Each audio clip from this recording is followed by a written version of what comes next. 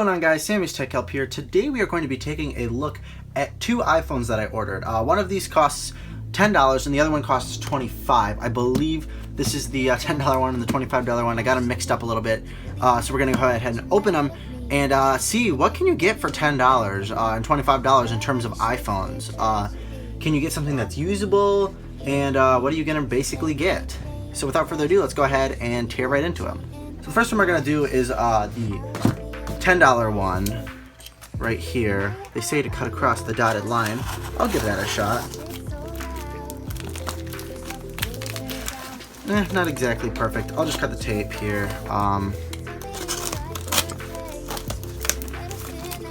It's not going so well. There we go. Just straight down the middle probably would have been best had we done that right away. Alright, so opening it up from here. Very interesting packing. Lots of plastics here. Keep the phone safe. And here appears to be the phone. Let's go ahead and clean this stuff up here. Alright, so here's our phone. It's just in another bag and another bag. Wow, we are getting a lot of bags here. So this is actually the phone, the correct one. This is the $10 iPhone right here. It's an iPhone 5. It's quite beat up, as you can see. And it has some screen damage and lots of stuff up here in the corner.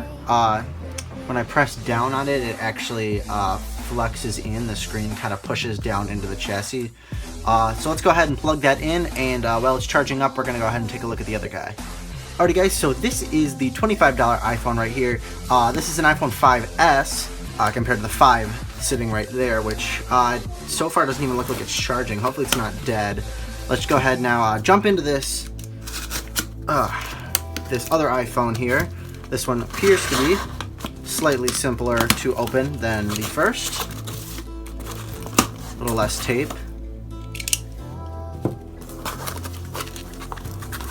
Information about the sale, and a little less packaging.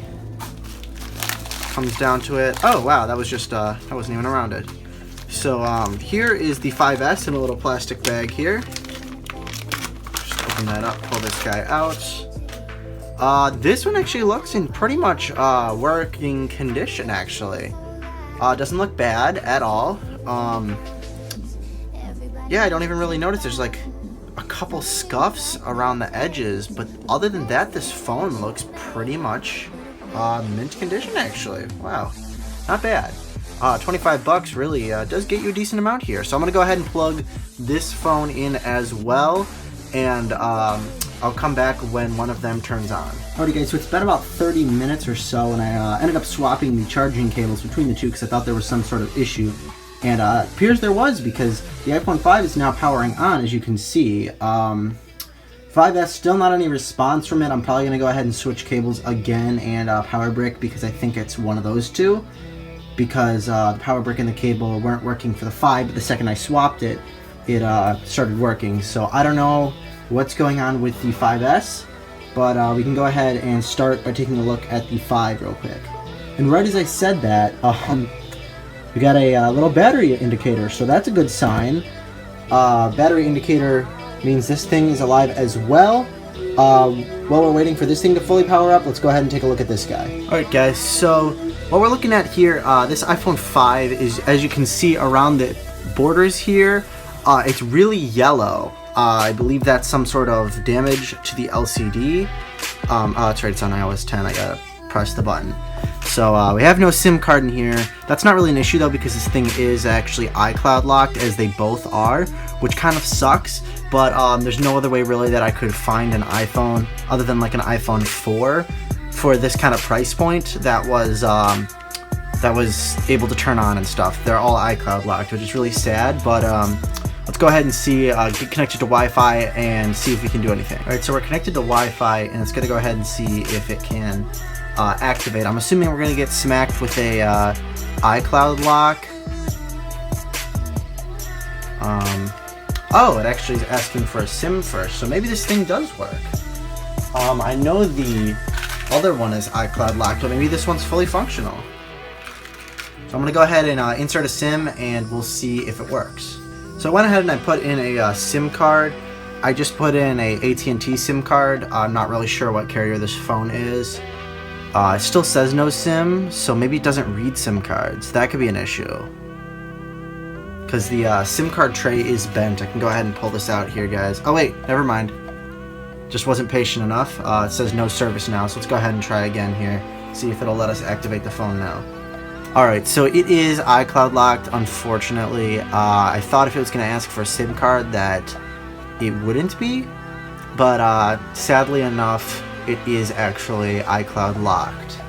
So guys, what we can go ahead and do now, since we know it is iCloud locked, we can go ahead and take this guy apart. We can go ahead and just look at the insides of this guy, because that's pretty much all this is going to be good for at this point, is parts. So let's go ahead and open it up, take a look at the inside so you guys can see what the inside of an iPhone 5 looks like if you don't know. So the first thing we're going to do is we're going to go ahead and unplug this guy, because the last thing we want to do is get hurt. So the first thing you do to take apart an iPhone is take off these two pentalobe screws here. They're custom-made Apple screws, pain in the butt, requires a special screwdriver or a special bit, as your case may be, to remove them, which is not really fun, but it is unavoidable unless you're looking at an iPhone 4, some of the iPhone 4s, and for sure everything older than an iPhone 4 uses standard screws.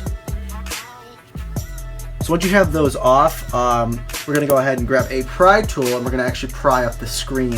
Okay guys, so I actually got a small screwdriver, and I was able to push it in the bottom here and pull the glass up. So as the phone's turning on, we're going to go, whoa. I don't know if you guys see that. That's the backlight.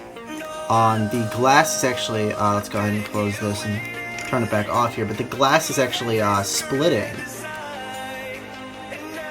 from the rest of the screen, which is not good at all. That's a sign of a bad screen, and that would definitely need to be replaced. I mean, obviously, other than the fact that it's already completely destroyed here in the corner. Yeah, it's very difficult to pull up here because it's just damaging the screen more and pulling the adhesive. There we go. Alright, we got it now. Yeah, so here is the inside of an iPhone 5. It appears actually to be water damaged. Is that water damage? Yeah, there it is right there. If you see that little red sticker, that's normally white. If it's water damage, if it comes in contact with water, it turns pink. So this phone must have been in contact with water. As you can also see up there at the top, there's a little bit of corrosion. And generally on here it's kind of scuffed up and a little grimy. That's because it has been in contact with water, which unfortunately does not fare well against electronics. So I'm going to go ahead and put this guy back together real quick. And then by the time I do that, the other phone should be charged up and we can take a look at it. And now we're learning how to fly. Not alone, this life we're making. In heaven's grand design. And now we're taking off tonight. We're falling now, but we'll never hit the ground. Alright, so the phone is back together here. Let's go ahead and just power it on, confirm that does. Alright, the screen does still work. So we didn't completely screw up the phone. The top part is coming out a little bit. I believe that was like that before. I can't really push that back in as much as I try and as hard as I push. It just doesn't go back in. So, yeah, I'm going to go ahead and put in the bottom screws and then it will be fully back together.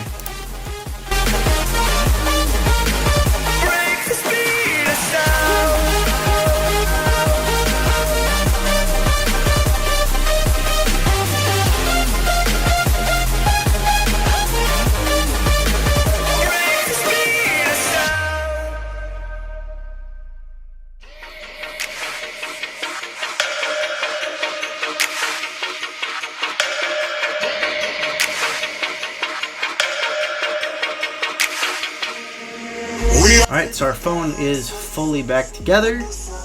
Screen still works. And yeah.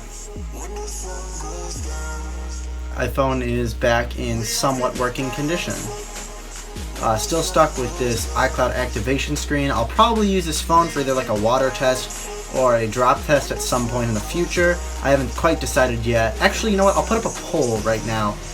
What do you want this iPhone to be used for? Do you want it to be used for a water test, a drop test, or some other creative destruction? Like, I don't know, maybe I'll try and find some fireworks or something.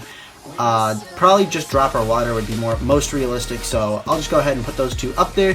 Go ahead, pick your choice, whatever you guys would prefer for me to do with this phone. So guys, now that we've gone over the $10 iPhone, let's go ahead and take a look at the $25 iPhone. Alrighty guys, so it's been about another 10 minutes or so, and the iPhone 5S went ahead and powered up. So this is the $25 iPhone, and oh, that's right, this is running iOS 9. So go ahead, it's slide to unlock, and it came with a SIM card in it as well, which I didn't realize until right now, because it says no service in the corner. That means that it came with a SIM card. So we're going to go ahead, pick our country. It's already connecting to Wi-Fi. Oh, connecting to the Xfinity Wi-Fi. Somehow it must have already been set up to connect to this with the previous owner. So I'm going to go ahead and put in my information, and I will be right back. Alright guys, so we have connected, and it's saying that it could not activate because it could not reach the activation server. I'm going to go ahead and swap SIM cards and see if that will help us reach the activation server. Alright, so we're going to go ahead and plug in the new SIM and try this again as soon as it detects the new SIM. It's really weird that it's not able to connect to the server. Let me go ahead and swap Wi-Fi networks and see if that helps. Alright, so I did that, and I got the same message again. We're going to go ahead and restart the whole process. Just clear it out from anything the previous owner may have had that may influence its possibility of service. We're going to go ahead again, pick our language, country, Wi-Fi is already in there, and same issue. It's really bizarre that it's doing this issue. Overall though, the phone is pretty good. I plan to use this phone, actually the screen from this phone, to replace another missing screen on another phone that I have, so I can go ahead and do a video on that if you guys would be interested. But that about wraps it up for this video. Thank you guys for watching. Hopefully you learned about getting a cheap iPhone, and unfortunately there aren't really that many great options unless you're looking at an iPhone 4, and you can find those pretty much fully functional at around $20 on eBay. And yeah, so thank you guys again for watching. If you enjoyed this video, please leave a like, but most importantly guys, as always, have a great day.